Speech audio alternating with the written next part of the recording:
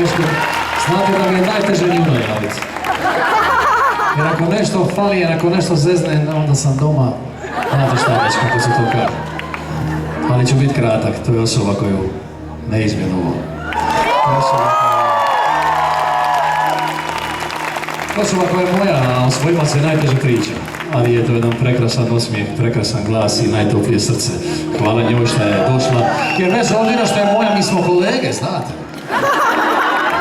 I hvala mu velikom prijatelju Zoki Jankoviću. On je jedan od ljudi koji će mi raditi. Hvala vam najljepša. Ostavljam vas u dobrom društvu, pripremite blokove, bit će pusto.